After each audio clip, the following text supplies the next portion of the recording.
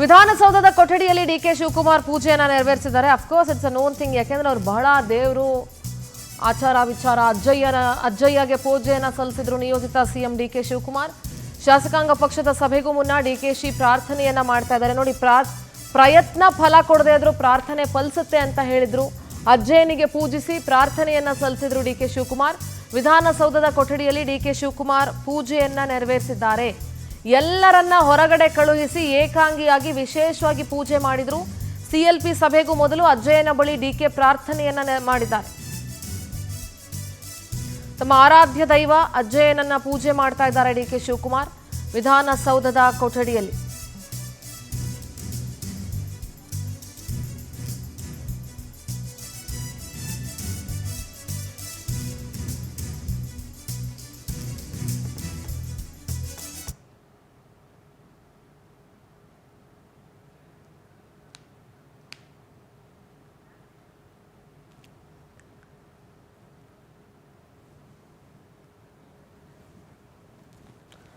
S, ಚರ್ಚೆ ಮಾಡ್ತಾ ಹೋಗೋಣ. ನಮ್ಮ ಜೊತೆಗೆ ಚರ್ಚೆಯಲ್ಲಿ ಬಿಜೆಪಿ ವಕ್ತಾರರು ಕೆಎಸ್ ಉತ್ಕರ್ಷ್ ಜಾಯ್ನ್ ಆಗಿದ್ದಾರೆ. ಉತ್ಕರ್ಷ್, ನಮಸ್ತೆ, ಕಾರ್ಯಕ್ರಮಕ್ಕೆ ಸ್ವಾಗತ. ನಿಮಗೆ ಉತ್ಕರ್ಷ್, ಏನ್ ಅನ್ಸುತ್ತೆ ಅಂದ್ರೆ ತುಂಬಾ ನಾಯಕತ್ವ ಬದಲಾವಣೆ ವಿಚಾರದಲ್ಲಿ ವಿಪಕ್ಷಗಳು ಕೂಡ ಸಾಕಷ್ಟು ಚರ್ಚೆಯನ್ನ ಮಾಡ್ತಾ ಇದ್ವು, ಕಾಲೆಳಿತಾ ಇದ್ವು, ಎಲ್ಲ ಆಗ್ತಾ ಇತ್ತು. ಆದ್ರೆ ನಾವು ಆಸ್ ವಿ ಸ್ಪೋಕ್ ಈ ಕೆಲವು ಹೊತ್ತಿನ ಮುಂಚೆ ಮಾತಾಡ್ದಂಗೆ ಸಿದ್ದರಾಮಯ್ಯನವರು ಯಾವ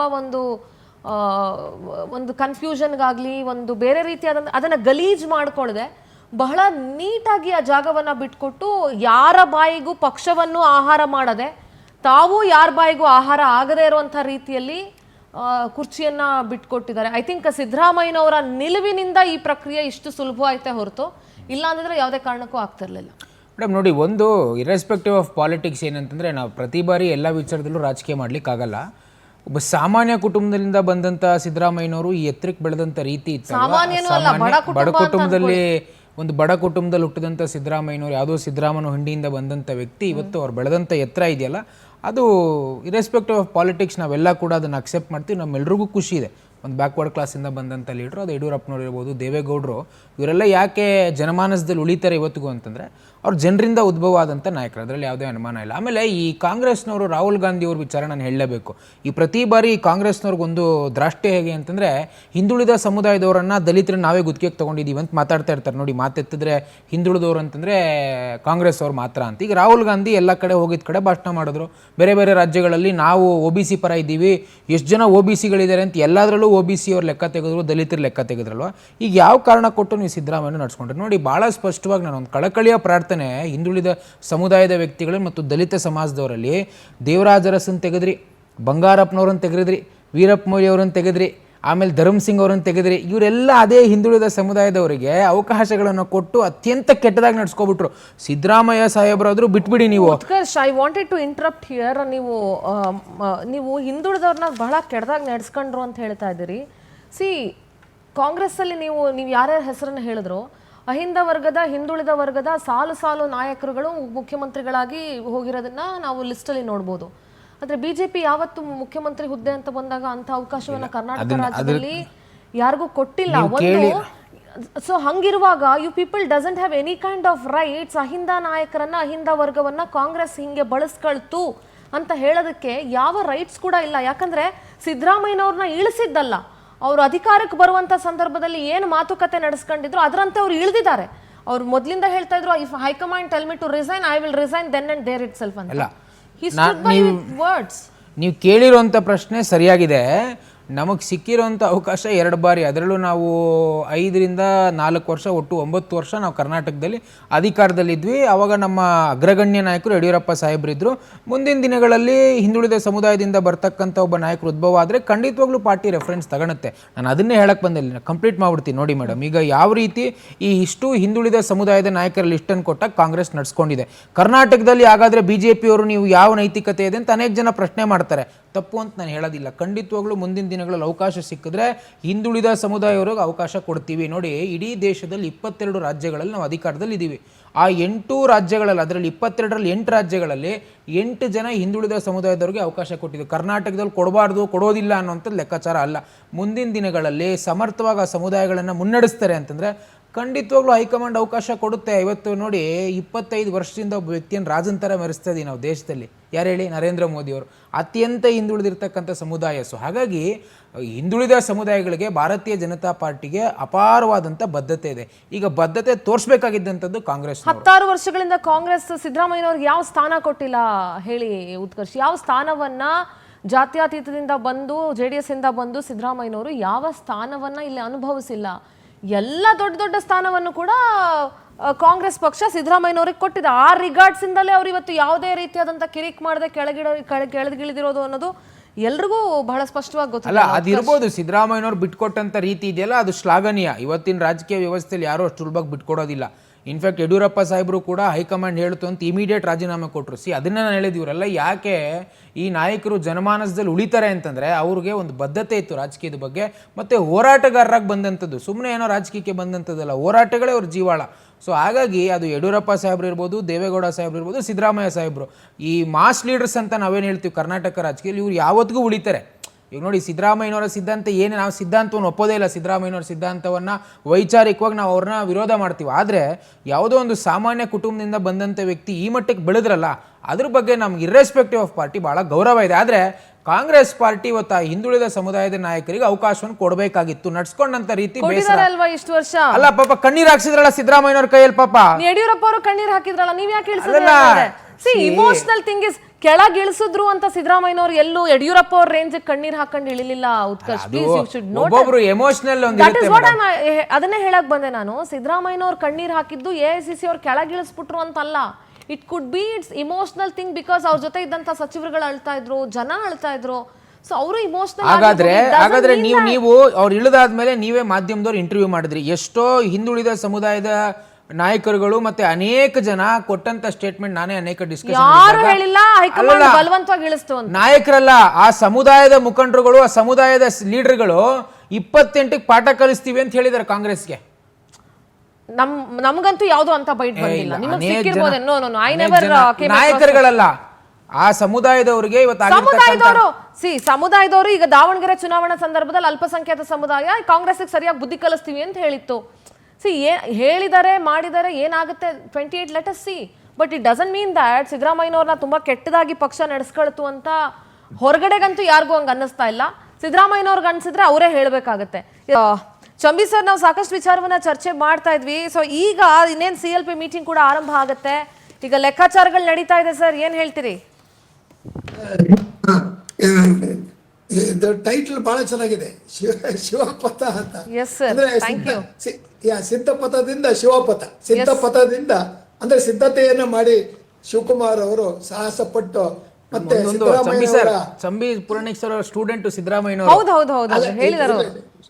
ಅದೆಲ್ಲ ಅದು ಹಳೆ ಕತೆ. ನನಗೂ ಆ ಒಂದು ಖುಷಿ ಇದೆ, ಯಾಕಂದ್ರೆ ನಮ್ಮ ಮೈಸೂರಿನವರು ಮುಖ್ಯಮಂತ್ರಿಯಾಗಿ ಒಳ್ಳೆ ಕಾರ್ಯ ಮಾಡಿದ್ದಾರೆ. ಮತ್ತೆ ಅವರಲ್ಲಿ ಅನೇಕ ರೀತಿಯ ಲೋಪದೋಷಗಳಿರ್ಬೋದು. ಅದು ಅಡ್ಮಿನಿಸ್ಟ್ರೇಷನ್ ಅಂದ್ರೆ ಸರ್ ಲೈಕ್ ಯು ಸೆಡ್, ರಾಜಕೀಯ ಅಂತ ಬಂದಾಗ ಅಥವಾ ನಾನೊಬ್ಳು ಪತ್ರಕರ್ತರಾಗಿ ಸರ್ಕಾರವನ್ನ ಪ್ರಶ್ನಿಸೋ ನಿಟ್ಟಿನಲ್ಲಿರ್ಬೋದು ಅಥವಾ ಸರ್ಕಾರದ ಕಿವಿ ಹಿಂಡೋ ವಿಚಾರದಲ್ಲಿರ್ಬೋದು, ಅದಕ್ಕೆ ಸರ್ಕಾರದ ಎಷ್ಟೋ ನೀತಿಗಳು ನನ್ನ ವಿರೋಧ ಇರ್ಬೋದು, ಅದೆಲ್ಲವನ್ನ ಬದಿಗಿಟ್ಟು ಬೀಯಿಂಗ್ ಅ ಮೈಸೂರಿಯನ್, ಸಿದ್ದರಾಮಯ್ಯ ಅವರ ಮೇಲೆ ಅಭಿಮಾನ ಖಂಡಿತವಾಗ್ಲೂ ಇದೆ. ಮತ್ತು ಅವರ ಹಲವು ಯೋಜನೆಗಳು, ಬಡವರಿಗೆ ಅವ್ರು ತಂದಂತ ಹಲವು ಯೋಜನೆಗಳ ಮೇಲೂ ಕೂಡ ಗೌರವ ಇದೆ ಸರ್.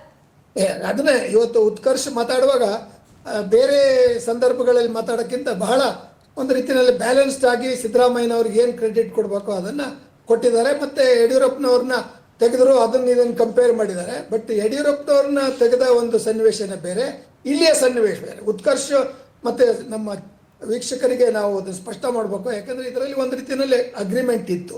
ಅಗ್ರಿಮೆಂಟ್ 6 ತಿಂಗಳು ಸ್ವಲ್ಪ ನಿಧಾನ ಆಯ್ತು ಅಷ್ಟೇ. ಎಕ್ಸಾಕ್ಟ್ಲಿ ಸರ್, ಯಾಕೆಂದ್ರೆ ಆಂಟಿ ಕರಪ್ಷನ್ ಚಾರ್ಜಸ್ ಮೇಲೆ ತೆಗಿಯೋದು, ಇಳಿಸೋದು ಬೇರೆ, ಅಂಡ್ ಅಗ್ರಿಮೆಂಟ್ ಮೇಲೆ ಬಿಟ್ಕೊಡಿ ಅಂತ ಕೇಳೋದಿದೆಯಲ್ಲ, ದಟ್ ಈಸ್ ಎಂಟೈರ್ಲಿ ಡಿಫ್ರೆಂಟ್. ಅದು ಜೊತೆಗೆ ಈಗ ಸಿದ್ದರಾಮಯ್ಯನವರು ಮತ್ತು ಶಿವಕುಮಾರ್ ಇಬ್ಬರು ಒಂದು ನಾಣ್ಯದ 2 ಮುಖಗಳು, ಅಥವಾ ಕಾಂಗ್ರೆಸ್ನ ಹಳೆ ಸಿಂಬಲ್ ಇತ್ತಲ್ಲ, ಜೋಡೆತ್ತಿದ್ದಂಗೆ. ಅದರಿಂದ ದುಡಿದು ಅದು ಕಷ್ಟಪಟ್ಟು ಚುನಾವಣೆಯಲ್ಲಿ ಜನರ ಮನವೊಲಿಸಿ, ಅದು OBC ಓಟ್ ಇರ್ಬೋದು, ಆಂಟಿ BJP ಓಟ್ ಇರ್ಬೋದು, ಯಾವುದೇ ಇರಲಿ, ಅವರು ಅಧಿಕಾರಕ್ಕೆ 135 ಶಾಸಕರ ಒಂದು ಬೆಂಬಲದಿಂದ ಅಧಿಕಾರಕ್ಕೆ ಬಂದಿದ್ದಾರೆ. ಅದರಿಂದ ಈ BJP ಅವರಿಗೆ ಉತ್ಕರ್ಷ ಪಕ್ಷಕ್ಕೆ ಆ ರೀತಿಯ ಬೆಂಬಲ ಇರಲಿಲ್ಲ. ಯಾಕೆಂದ್ರೆ ನಿಮ್ದು ಯಾವಾಗಲೂ ಆಪರೇಷನ್ ಕಮಲದಿಂದ ನೀವು ಅಧಿಕಾರದಲ್ಲಿ ಬಂದಿದ್ದೀರಿ ಅಂತಕ್ಕಂಥದ್ದು ಎಲ್ರಿಗೂ ಗೊತ್ತಿದೆ. ನಾವು ಇತಿಹಾಸನ ಇದು ಮಾಡಬಾರ್ದು, ಅದು ನಿಮ್ಮ ಅದೃಷ್ಟ. ಮತ್ತೆ ಶಿವಕುಮಾರ್ ಅವರು ಅದೃಷ್ಟ ಏನಂದ್ರೆ 135 ಸದಸ್ಯರು ಪ್ಲಸ್ 2 ಇಂಡಿಪೆಂಡೆಂಟ್ ಅಂತಕ್ಕಂಥ ಅವ್ರಿಗೆ ಒಂದು ಭದ್ರತೆಯನ್ನು ಕೊಟ್ಟಿದೆ. ಏನಪ್ಪ, ರಾಜ್ಯದ ಜನತೆಗೆ ಕಳೆದ 6 ತಿಂಗಳಿಂದ ಒಂದು ಅನಿಶ್ಚಿತ ಇತ್ತು, ಇನ್ಸ್ಟೆಬಿಲಿಟಿ. ಏನು ಮುಖ್ಯಮಂತ್ರಿ ಸ್ಥಾನ sir, I want to change, kindly correct sir please. Not 6 ತಿಂಗಳು ಸರ್, ಸುಮಾರು 2.5 ವರ್ಷ ಸರ್. ನಾನು 2.5 ವರ್ಷ ಅಲ್ಲ ಸರ್, 2.5 ವರ್ಷದಿಂದ ನಾಯಕತ್ವ ಬದಲಾವಣೆ ವಿಚಾರ ಜೀವಂತವಾಗೇ ಇದೆ ಸರ್. ಅದು ಇದೆ, 6 ತಿಂಗಳಿಂದ ಅಲ್ಲ. ಅಲ್ಲ ಅದು ಆಕಾಂಕ್ಷಿಗಳಿರ್ತಾರೆ. ಬಟ್ ಸಿದ್ದರಾಮಯ್ಯನವರು ಅವರು ಹಿರಿಯರು, ಮತ್ತೆ ಅವರು ಮಾಡಿರ್ತಕ್ಕಂಥ ಒಂದು ರೀತಿಯಲ್ಲಿ ಕಾಂಗ್ರೆಸ್ಗೆ ಅವ್ರು ಏನು ಕೊಟ್ಟರಲ್ಲ, ಅವ್ರ ನೇತೃತ್ವದಲ್ಲೇ ಕಾಂಗ್ರೆಸ್ ಚುನಾವಣೆಯಲ್ಲಿ ಸೋಲ್ತು. ಅದು ಆಂಟಿ ಇನ್ಕಂಬೆನ್ಸಿ.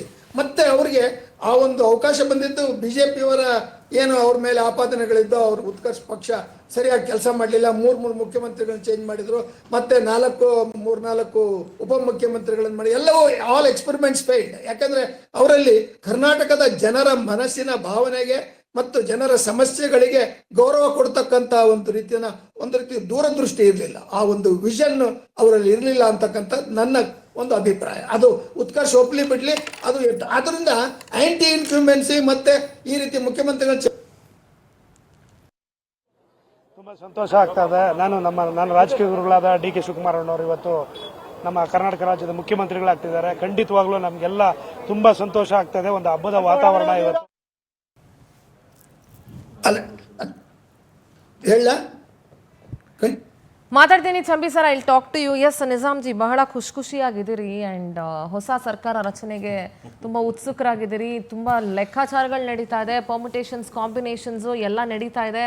ಯಾರು DCM, ಎಷ್ಟು ಜನ DCM ಮಾಡ್ತಾ ಇದ್ದೀರಿ, ಏನು ಕತೆ, ಒಂಚೂರು ಮಾಹಿತಿ ಏನಾದ್ರು ಕೊಡ್ಬೋದಾ? ಹೇಗೆ? ಏನು ಮಾಹಿತಿ ಯಾರ ಹತ್ರನೂ ಇಲ್ಲ. It's only high. I think for the first time Congress people are maintaining this much of secrecy. And high command ಮತ್ತು ಸಿದ್ದರಾಮಯ್ಯ ಮತ್ತು ಡಿ.ಕೆ. ಶಿವಕುಮಾರ್ ಇದಾರಲ್ಲ, ಈ ಹಂತದ ಸೀಕ್ರೆಟ್ ಅನ್ನ ಮೇಂಟೈನ್ ಮಾಡ್ತಾ ಇರೋದು ಫಸ್ಟ್ ಟೈಮ್ ಇಷ್ಟು ವರ್ಷದಲ್ಲಿ. ಇಷ್ಟು ದಿನ ಬಾಯಿಗೆ ಬೀಗ ಹಾಕೊಂಡಿರೋದು ಸರ್ ಇವರು. ಬಾಯಿ ಮುಚ್ಕೊಂಡಿರಿ ಅಂದಾಗ್ಲೂ ಇರ್ಲಿಲ್ಲ ಇವರು. AICC ಅಧ್ಯಕ್ಷರು ಬಂದು shut your mouth, zip your mouth ಅಂದಾಗ್ಲೂ ಇವ್ರು ಯಾರು ಇರ್ಲಿಲ್ಲ ಸರ್.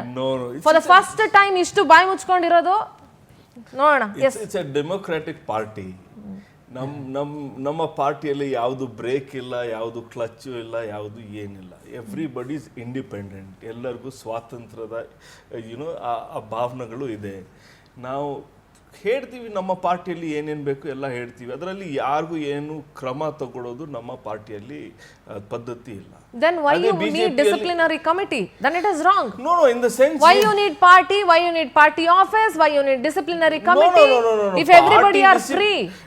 ಸಿಂಧುರಾಜಿ, ಪಾರ್ಟಿ ಡಿಸಿಪ್ಲಿನರಿ ಕಮಿಟಿ ಇರೋದು ಏನಕ್ಕೆ? ನೀವು ಏನಾದರೂ ಪಾರ್ಟಿ ವಿರೋಧ ಏನಾದರೂ ಕೆಲಸ ಮಾಡಿದ್ರೆ, ಆಂಟಿ ಪಾರ್ಟಿ ಆಕ್ಟಿವಿಟೀಸ್ ಏನಾದರೂ ನೀವು ಬೇರೆ ವಿಷಯದಿಂದ ನೀವು ಪಾರ್ಟಿ ವಿರುದ್ಧ ಹೋದ್ರೆ ನಾವು ಡಿಸಿಪ್ಲಿನರಿ ಕಮಿಟಿವರೆಗೂ ಹೋಗ್ತೀವಿ. AICC ಅಧ್ಯಕ್ಷರ ಮಾತಿನ ವಿರುದ್ಧ ಹೋದ್ರೆ ಡಿಸಿಪ್ಲಿನರಿ ಕಮಿಟಿ ಹೋಗಲ್ಲ ನೀವು, ಓನ್ಲಿ ಪಾರ್ಟಿ ವಿರುದ್ಧ. AICC ಅಧ್ಯಕ್ಷರ ಮಾತಿನ ಅಗೇನ್ಸ್ಟ್ ಹೋದಾಗ ನಿಮ್ಮಲ್ಲಿ ಯಾವುದೋ ಡಿಸಿಪ್ಲಿನ್ ಇಲ್ಲ. ಅದು ಇಂಟರ್ನಲಿ ಅವ್ರಿಗೆ ಏನು ಹೇಳಬೇಕಾಗಿದೆ ಅದು ಹೇಳ್ತೀವಿ. ಆದರೆ ಒಂದು ತಿರ್ಗಾ ಪುನಃ ನಾವು ನೋಟಿಸ್ ಕೊಡೋದು, ಅವ್ರ ಮೇಲೆ ಕ್ರಮ ತಗೊಳ್ಳೋದು, ಆ ಥರ ನಮ್ಮ there is fair amount of independence in Congress. ಅದೇ ನಾವು BJPಯಲ್ಲಿ ಯಾರು ಏನು ಮಾತಾಡೋದೇ ಇಲ್ಲ. ಪೆಟ್ರೋಲ್ ಇಷ್ಟು ಏರಿಕೆ ಆಗಿದೆ ಅವ್ರು ಯಾರು ಹೇಳ್ತಾ ಇಲ್ಲ. ಕರೆಕ್ಟಾಗಿ ಮಾಡಿದ್ದಾರೆ, ಮಾಸ್ಟರ್ ಸ್ಟ್ರೋಕ್ BJP ಅವರು ಮತ್ತು ನಮ್ಮ ಮೋದಿ ಅವರು ಮಾಡಿದ್ದಾರೆ ಅಂದ್ಬಿಟ್ಟು ನಮಸ್ಕಾರ ಸಾಷ್ಟಾಂಗ ನಮಸ್ಕಾರ ಮಾಡ್ತಾರೆ. ಆದರೆ ಏನಾದರೂ ಸ್ವಲ್ಪ ಕಾಂಗ್ರೆಸ್ ಅಲ್ಲಿ ಏನಾದರೂ ಈ ಕಡೆ ಆ ಕಡೆ ಆದ್ರೆ ಜೋರಾಗಿ ಕಿರ್ಚೋದು. ಬಿಜೆಪಿಯಲ್ಲಿ ಅವ್ರ ಸಂಸ್ಕೃತಿ ಅದು. ಅಡ್ಮಿನಿಸ್ಟ್ರೇಷನ್ ಇದಲ್ವಾ? ಯಾರು? When BJP used to run the government, you people did the same thing. No, our party. ನೀವು ಹಂಗೆ ಬೊಬ್ಬೆ ಹೊಡಿತಾ ಇದ್ರಿ, ನೀವು ಹಂಗೆ ಪಾದಯಾತ್ರೆ ಮಾಡಿದ್ರಿ, ನೀವು ಹಂಗೆ ಬೊಬ್ಬೆ ಹೊಡಿತಾ ಇದ್ರಿ. 2019 ಇಂದ 2023 ವರೆಗೂ ಯಾವ ಆಡಳಿತ ನಡೆಸಿರೋದು ಇವರು? ಸಿಂಪಲ್ ಗವರ್ನೆನ್ಸ್ ಇರಲಿಲ್ಲ. PPE ಕಿಟ್ಸ್ ಸೇಲ್ ಮಾಡ್ಬಿಟ್ರು, ಬೆಡ್ ಸ್ಕ್ಯಾಮ್ ಮಾಡ್ಬಿಟ್ರು, ಕಿರ್ಚೋದು, ಇದು ಮಾಡೋದು. ಬೇರೆ ಏನಾದ್ರೂ ಕೆಲಸ ಮಾಡಿದೀರಾ? ಹೇಳ್ತಾ ಇದ್ರಿ. ಇವಾಗ ನಾನು ಬರೋದ್ ಮುಂಚೆ ನೀವು ಅದನ್ನೇ ಈಗ ಪಾಪ ನಿಜಾಮ್ ಅವ್ರು ಏನ್ ಹೇಳ್ಬೇಕಂದ್ರೆ, ದಾವಣಗೆರೆ ಚುನಾವಣೆಯಲ್ಲಿ ಮುಸಲ್ಮಾನರನ್ನ ಯಾವ ರೀತಿ ನಡ್ಸ್ಕೊಂಡ್ರು ನಿಜಾಮ್? ಯಾರು ನಿಮ್ಗೆ ಸಡನ್ ಆಗಿ ಅಬ್ದುಲ್ ನನ್ನ ಸಮುದಾಯ ಮೇಲೆ ನಿಮ್ಗೆ ಖಂಡಿತವಾಗ್ಲೂ ರೀ, ಖಂಡಿತವಾಗ್ಲೂ ಮಾತಾಡಬಾರ್ದು ಅನ್ನೋದು ಏನಿಲ್ಲ. ಅಬ್ದುಲ್ ಕಲಾಂ ಅವರನ್ನ ಅನೇಕ ಜನರನ್ನ ಅವಕಾಶ ಮಾಡ್ಕೊಟ್ಟಿದ್ದೀವಿ ನಾವು. MJ ಅಕ್ಬರ್ ಅವರನ್ನ ಅವಕಾಶ ಮಾಡ್ಕೊಟ್ಟಿದ್ದೀವಿ ನಾವು. ಆ ರೀತಿ ಹೇಳಕ್ ಹೋಗ್ಬೇಡಿ. ಮುಸಲ್ಮಾನರ ಬಗ್ಗೆ ಮಾತಾಡ್ಲೇಬಾರ್ದು ಅಂತ ಹೇಳಕ್ ಹೋಗ್ಬೇಡಿ. ಎಲ್ಲ ಮಾತನಾಡುವಂತ ಬದ್ಧತೆ ನಮಗಿದೆ. ಏನ್ ಹೇಳಿದ್ರು ಈಶ್ವರಪ್ಪ? ನಮ್ಮ ಪಾರ್ಟಿ ಇಲ್ಲ ರೀ. Eshwarappa is not a member of our party. First ಕೇಳ್ರಿ, ನೀವ್ ಹೇಳಿದ್ರು ನಮ್ಮ ಪಾರ್ಟಿಯಲ್ಲಿ ಅವರು 10 ಈಶ್ವರಪ್ಪ ವರ್ಷ is not a member of your party anymore right now. ಆವಾಗ ಇದ್ರು. ಆವಾಗ ಏನ್ ಹೇಳಿದ್ರು ಕರೆಕ್ಟ್. ಬಿಟ್ಟ ತಕ್ಷಣ ಅಬ್ದುಲ್ ಜಬ್ಬಾರ್ ಅವರನ್ನ ಕೇಳಿ, ನಮ್ಮ ಪಾರ್ಟಿ ಅವ್ರಿ ನಜೀರ್ ಅಹಮದ್ ಅವರನ್ನ ನಿಮ್ಮ ನಜೀರ್ ಅಹಮದ್ ಕಿತ್ತಾಕದಲ್ರಿ.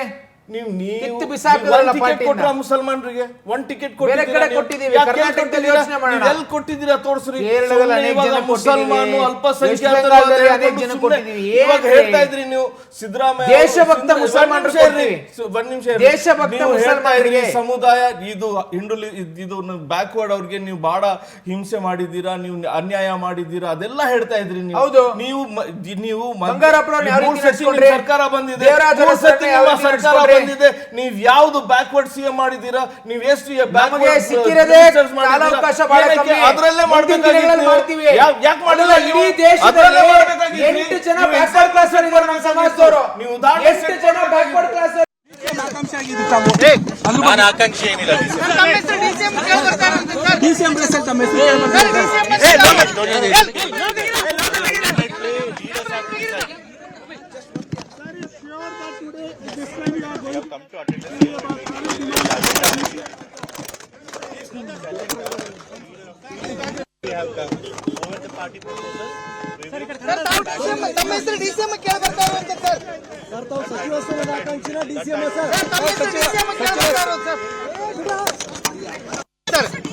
ಅದೆಲ್ಲ ಊಹಾಪೋಹಗಳು.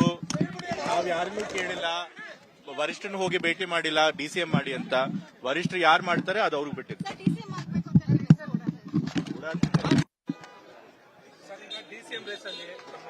ನೋಡಿ ಇವರೇ CLP ನಡೀತಾ ನೋಡಿ. ಮೊದಲನೇದಾಗಿ ಇವತ್ತು ಬಂದಿರೋದು CLP ನಾಯಕರನ್ನ ಆಯ್ಕೆ ಮಾಡಕ್ಕೆ. ಅದಾದ್ಮೇಲೆ ಮುಂದಿನ ಕತೆ ನೋಡಿ. ಬಹಳ ಸ್ಪಷ್ಟವಾಗಿ ಹೇಳ್ತಾ ಇದ್ದೀನಿ, ಇವತ್ತು CLP ಕರೆದಿರೋದು CLP ಅಧ್ಯಕ್ಷರನ್ನ ನಾಮಿನೇಟ್ ಮಾಡಕ್ಕೆ, ಅದನ್ನ ಗವರ್ನರಿಗೆ ತಿಳಿಸ್ಲಿಕ್ಕೆ. ಅದು ಹೊರತುಪಡಿಸಿ ಬೇರೆ ಏನೇ ಚರ್ಚೆ ನಡೆದ್ರು ಸಿದ್ದರಾಮಯ್ಯ ಸಾಹೇಬರು, DK ಸಾಹೇಬರು, ವೇಣುಗೋಪಾಲ್ ಅವರು, ರಣದೀಪ್ ಅವರು ಮಾಡಿ ಖರ್ಗೆ ಸಾಹೇಬ್ರಿಗೆ ತಿಳಿಸ್ತಾರೆ. ಯಾವಾಗ್ಲೂ ಕೂಡ ಸಿಂಗಲ್ ಲೈನ್ ರೆಸಲ್ಯೂಷನ್ ಇರ್ತದೆ, ಹೈಕಮಾಂಡಿಗೆ ಬಿಡೋದು.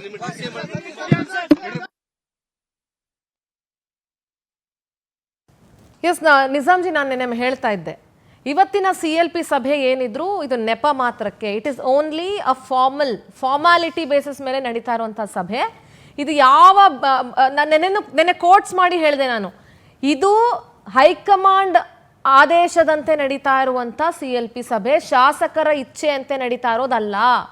ಹೈಕಮಾಂಡ್ ಆಜ್ಞೆಯಂತೆ DK ಶಿವಕುಮಾರ್ನ ಆಯ್ಕೆ ಮಾಡಲಾಗುತ್ತೆ ಹೊರತು ಶಾಸಕರ ಇಚ್ಛೆಯಂತೆ ಅಲ್ಲ. So it is one line agenda, one line resolution, as rightly told by Priyank Kharge. High command will decide everything. So illi shasakara ಆಯ್ಕೆಗೆ ಅವಕಾಶ ಇಲ್ಲ. ಇಷ್ಟ ಇರಲಿ ಇಲ್ಲದೆ ಇರಲಿ, they have to vote for DK Shivakumar. ಇವಾಗ ನೀವು ಹೇಳ್ತಾ ಇರೋದು ಅದರಲ್ಲಿ it's partially correct, partially incorrect. ಇದ CLP ಮೀಟಿಂಗ್ ಮುಂಚೆ ನಮ್ಮ ವಿಶ್ಲೇಷಕರು ಮತ್ತು AICC ಇನ್ಚಾರ್ಜ್ ಮತ್ತು ಹೈಕಮಾಂಡ್ವರೆಗೂ ಸ್ವಲ್ಪ ಭಾಳ ಚರ್ಚೆ ನಡೆದಿದೆ. ಸುಮಾರು MLAs ಜೊತೆ almost every MLA has been touched. ಅವ್ರ ಅಭಿಪ್ರಾಯ ತಗೊಂಡಿದ್ದಾರೆ, ಏನು ಮಾಡಬೇಕು, ಹೇಗೆ ಮಾಡಬೇಕು ಅಂತ. ಸುಮಾರು ಎಲ್ಲರೂ ಒಂದೇ ಮಾತು ಹೇಳಿದ್ದಾರೆ, ನೀವು ಏನು ಆಯ್ಕೆ ಮಾಡ್ತೀರಾ ಅದ್ರ ಬಗ್ಗೆ ಅದರ ಆ ನಿರ್ಣಯ ಮೇಲೆ ನಾವು ಬದ್ದಾಗಿದ್ದೀವಿ ಅಂತ ಅವರೆಲ್ಲರೂ ಹೇಳಿದ್ದಾರೆ. So there is no dispute. ಇಲ್ಲಿ ಏನಾದರೂ ಎಲೆಕ್ಷನ್ ಮಾಡಬೇಕು, ಇಲ್ಲಿ ಏನಾದರೂ ಒಂದು ಇಬ್ಬರಿಗೆ ನಿಲ್ಲಿಸಿ ಎಲೆಕ್ಷನ್ ಮಾಡಿಸಿ ಆಮೇಲೆ ಒಂದು ನಾಯಕ ಸೆಲೆಕ್ಟ್ ಮಾಡಬೇಕು ಅಂತ ಯಾವುದು ಆ ಥರ ನಮ್ಮ ಈ ಎಕ್ಸಸೈಸಲ್ಲಿ ಇಲ್ಲ. ಎಲ್ಲರೂ ಎಲ್ಲ MLAs MLCsಗೂ ಎಲ್ಲರಿಗೂ ಮಾತಾಡಿದ್ದಾರೆ. ಸೊ ಅದ್ರ ಒಳಗಡೆ ಆಗ್ಬಿಟ್ಟಿದೆ, ಫಾರ್ಮಾಲಿಟಿಗೋಸ್ಕರ ಮಾಡ್ತಾ ಇರೋದು, ಔಪಚಾರಿಕ ಸಭೆ ಅಷ್ಟೇ. ಎಸ್ ಚಂಬಿ ಸರ್, ನನಗೆ ಹೇಳಿದೆ, ಇಟ್ ಇಸ್ ಅ ಫಾರ್ಮಾಲಿಟಿಗೋಸ್ಕರ ನಡೀತಾ ಇರುವಂತ ಒಂದು CLP meeting as per the procedures ಏನೇನಿದೆ ಅದ್ರ ಪ್ರಕಾರ ಆಗಬೇಕು, ಪ್ರೋಟೋಕಾಲ್ ಆ್ಯಂಡ್ ಪ್ರೊಸೀಜರ್ಸ್ ಏನಿದೆ ಅದ್ರ ಪ್ರಕಾರ ಆಗಬೇಕು ಅಂತ ನಡೀತಾ ಇರೋದು ಸರ್.